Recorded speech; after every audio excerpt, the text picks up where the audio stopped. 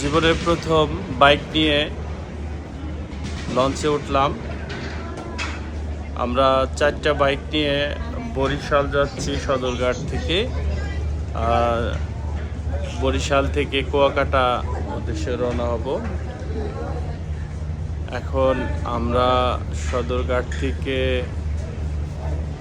রাত 9:30টার দিকে রওনা হয়ে 7টার দিকে বরিশাল ঘাটে পৌঁছে গেছি। এখন ব্যাকপ্যাক গুছিয়ে নিচে যাচ্ছি, বাইক নিয়ে কুয়াকাটার উদ্দেশ্যে রওনা হব। আমরা 2টা রুম নিয়েছিলাম, একটা 3 বেডের আর একটা 2 বেডের।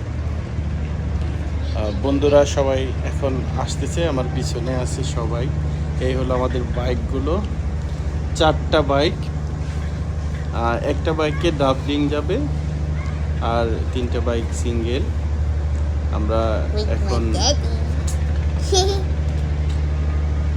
এখন ব্যাকপ্যাকগুলো সব গুছিয়ে নিয়েছি আর সেফটি গার্ডগুলো পরে নিব।